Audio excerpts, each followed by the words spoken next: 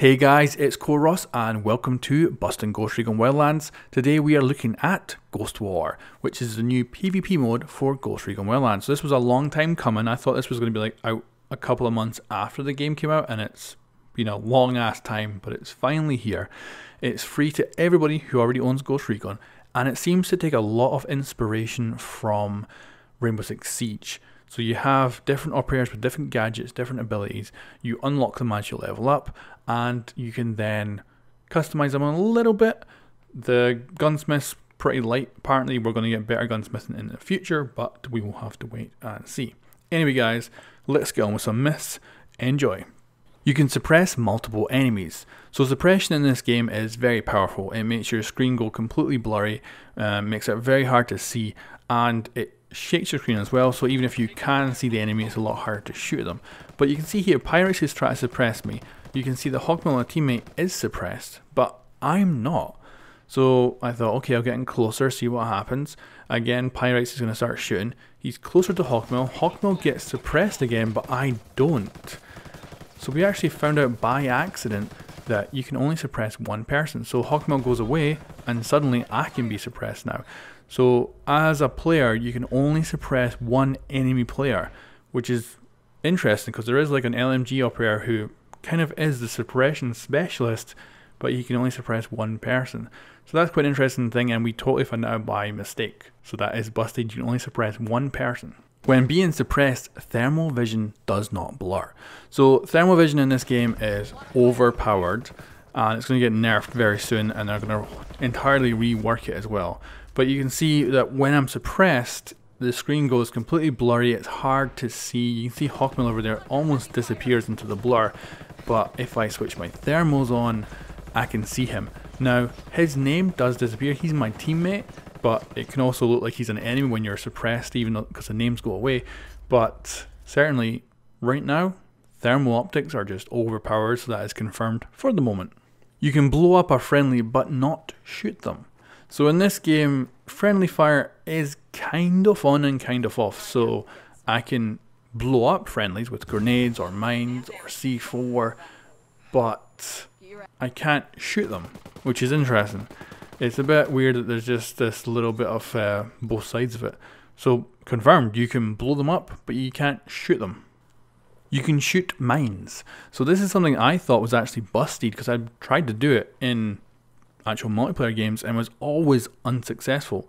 However, Pyrex does shoot that mine. Interestingly, Hawkmill gets the kill for it rather than Pyrex who shot the mine. But you can see they're actually relatively easy to shoot. So I don't know, I guess it was just my bad shooting when I was playing on multiplayer. But yeah, confirmed, you can totally blow them up. You can have a maximum of 2 mines placed. So here we go, we've got 2 mines down by Hawkmill. He's going over to the resupply box so he can get some more. And if you watch that mine there that's highlighted, as soon as he puts a new one down, it disappears. So you can only have 2 mines, so that is confirmed. Rounds penetrate further than you may think. So this is not really a myth, it's just kind of interesting to see how this is. So we've got a sniper on the other side. You can see that he's shooting through 2 walls, so basically an entire building. And he's able to hit the player on the other side and kill them. Like this big box in front of me here, I thought this would probably be bulletproof. I think in real life it would probably be bulletproof, and that round goes no problem right through it and kills me. So penetration is incredible. Now we took this to the extreme, so we get this massive big load of wood here, and you can see that the shot, the last one did go through, but it wasn't directly through. So the way we had this set up is kind of try and figure out how far we can go through, and you can see this is the shot that worked. So he wasn't able to penetrate all the way through, but if you're a sniper in an elevated position, you might well be able to kill someone behind cover like this that would seem pretty bulletproof, but with the right angle, you can totally kill someone on the other side. Now let's talk about future Ghost War content. Now they actually put out a launch trailer for Ghost War that shows upcoming content. So let's have a little look at this. So when they're actually talking about new classes that they're going to add in over time, they show us one of them. They actually show us a guy with a crossbow. So the crossbow was introduced into the Fallen Ghosts DLC and was pretty damn good. In multiplayer, I don't know how good it would be, because obviously it'd be kind of easier with a gun. But of course, with a crossbow, you're going to be silent.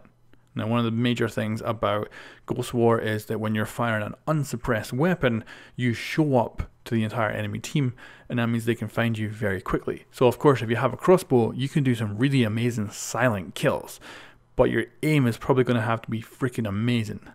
But tell me what you guys think of having a crossbow operator in Ghost Wars. They also talk about new game modes that will come to Ghost War as well, and we get this little snippet of video which shows one of our operators escorting or potentially kidnapping, maybe.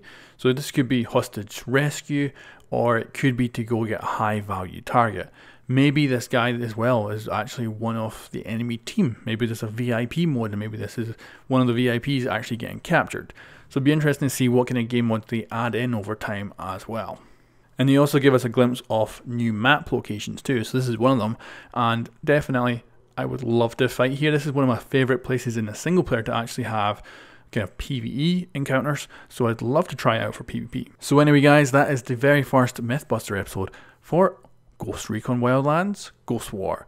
And yeah, I hope I get to do more, and I hope that this game mode does take off. I hope they do support it very well. I don't see it being as successful as Rainbow, but if they do a good job with it, potentially it could be as successful as Rainbow if they get it right. So we just have to wait and see. Anyway guys, thank you very much for watching, and I'll catch you next time.